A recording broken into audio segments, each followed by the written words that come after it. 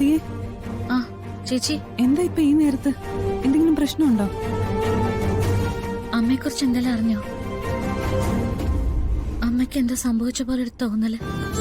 നമുക്ക് രാധികെ, ചെറിയമ്മയുടെ കാര്യത്തിൽ ഞങ്ങൾക്ക് എല്ലാവർക്കും സങ്കടമുണ്ട്. നിനക്ക് അതല്പം കൂടുതലായിരിക്കും, കാരണം നിന്റെ പെറ്റമ്മയാ. നിന്റെ അമ്മയെ കണ്ടുപിടിച്ച് തരുമെന്ന് ഞാൻ നിന്നോട് വാക്ക് പറഞ്ഞല്ലേ. ഞാൻ അതിന്ന് ഒരു നിമിഷം പോലും പിന്മാറിയിട്ടില്ല. എന്റെ ടീം ഇപ്പോഴും അതിനു വേണ്ടിയിട്ടുള്ള പരിശ്രമത്തിലാണ്. ചിലപ്പോഴൊക്കെ ഞാൻ വല്ലാത്ത ധൈര്യം കാണിക്കും,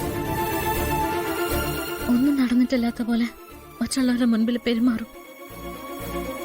പക്ഷെ എപ്പോഴും എനിക്കത് സാധിക്കുന്നില്ല. എനിക്ക് എന്നോട് കള്ളം പറയാൻ പറ്റുന്നില്ലല്ലോ. അപ്പൊ ചിലപ്പോ നിയന്ത്രണം വിട്ടുപോകും. എനിക്ക് മനസ്സിലാവും രാധികെ, നീ ഇപ്പൊ ചെയ്യേണ്ട കാര്യം എന്താണെന്നറിയോ? ഒട്ടും പേടിക്കാതിരിക്കാന്നതാ. അമ്മയെ കണ്ടെത്തുന്നുള്ള ശുഭാപ്തി വിശ്വാസത്തോടെ കാത്തിരിക്കാം.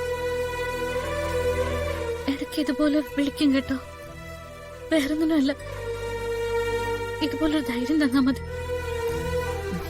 നീ ഇത്ര പാവമായി പോയല്ലോ രാധികെ. എല്ലാം നമുക്ക് പരിഹരിക്കാം. നിന്നെ വിട്ട് നിന്റെ അമ്മയ്ക്ക് ഒരിടത്തും പോവാൻ പറ്റില്ല. അത് അമ്മ തന്നെ നിന്നോട് പറഞ്ഞിട്ടുള്ളതല്ലേ. അല്ല, വരുണ എവിടെ? മുറിയിലുണ്ട്, ഞാനിപ്പോ പുറത്ത് നിൽക്ക. എങ്കിലൊരു കാര്യം ചെയ്, ചെന്ന് കിടന്ന് സമാധാനമായിട്ട് സുഖമായിട്ട് ഉറങ്ങ. ബാക്കിയെല്ലാം നമുക്ക് ശരിയാക്കാന്നേ. ഓക്കെ, ഗുഡ് നൈറ്റ് രാധികെ. ശരി.